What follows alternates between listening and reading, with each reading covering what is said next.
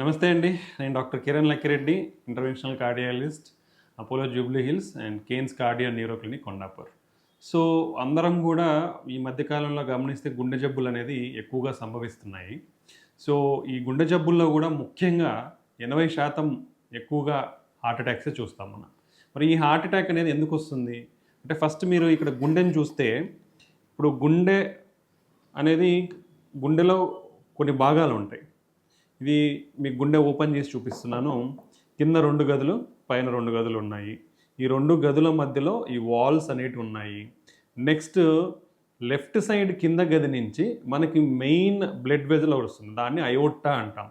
So, ఈ కింద గది లెఫ్ట్ సైడ్ కింద గది నుంచి అయోటా మధ్యలో కూడా ఒక వాల్వ్ ఉంటుంది.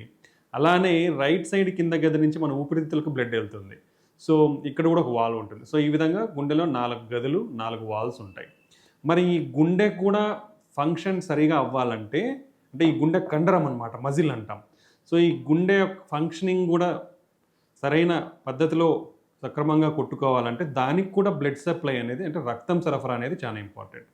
సో, అందుకే గుండె మీద లెఫ్ట్ సైడ్ 2 రక్తనాళాలు, రైట్ సైడ్ ఒక రక్తనాళం ఉంటుంది.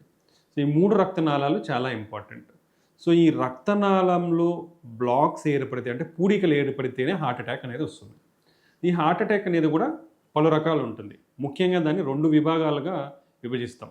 ఒకటి అక్యూట్ హార్ట్ అటాక్ అంటాం, 2 క్రానిక్ కొరోనరీ సిండ్రోమ్స్ అంటాం. అక్యూట్ హార్ట్ అటాక్ అంటే మనకి సడన్గా బ్లడ్ సప్లై, అంటే ఈ ట్యూబ్ ఉంటుంది, ట్యూబ్లో నీళ్లు పారుతూ ఉంటే సడన్గా ఏదైనా బ్లాక్ అయిపోతే కంప్లీట్గా నీళ్ళు బంద్ అవుతాయి. ఆ విధంగా గుండెలో బ్లాక్, అంటే రక్తం గడ్డగట్టడం వల్ల సడన్గా బ్లాక్ అయిపోయి కింద రక్త సరఫరా అనేది జరగదనమాట. అలా జరిగినప్పుడే ఈ గుండె యొక్క కండరం అనేది వీక్ అయిపోయి సడన్ హార్ట్ అటాక్ అనేది వస్తుందన్నమాట. ఇది అక్యూట్. ఇది సడన్ హార్ట్ అటాక్ అనేది చాలా ప్రమాదకరం. ఎందుకంటే 50% మంది హాస్పిటల్కి రీచ్ కాలేరు. కాబట్టే దీన్ని ఇమీడియట్గా గుర్తించి ట్రీట్మెంట్ ఇమీడియట్గా తీసుకోవాల్సిన అవసరం ఉంది. అలా కాకుండా క్రానిక్ కొరోనరీ సిండ్రోమ్ అంటాం. అంటే ఈ ఈ కొలెస్ట్రాల్ పేరుకుపోయి నిదానంగా ఈ ట్యూబ్ అనేది నిదానంగా మూసుకుపోతూ వస్తుంది. దాన్ని క్రానిక్ కొరోనరీ సిండ్రోమ్ అంటాం.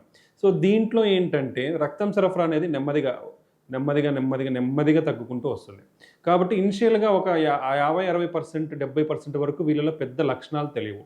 అదే 70-80% బ్లాక్ ఎక్కువ ఉంటే వాళ్ళకి నడిస్తే ఆయాసం రావడము, ఛాతీ నొప్పి రావడం, అంటే ఏదైనా పని చేస్తే ఇబ్బంది కలగడం అనేది జరుగుతుందన్నమాట. సో, ఇవి హార్ట్ అటాక్లో కారణాలు. అంటే 2గా విభజిస్తాం. ఒకటి సడన్, ఒకటి నిదానంగా డెవలప్ అవుతుంది. ఈ సడన్ అనేది చాలా ప్రమాదకరం. ఎందుకంటే ఇది ప్రాణాన్ని తీస్తుంది కాబట్టి దీన్ని రికగ్నిషన్ అనేది మనం తొందరగా చేసుకొని దాని ట్రీట్మెంట్ తీసుకోవాల్సిన అవసరం ఉంది. థ్యాంక్ యూ అండి.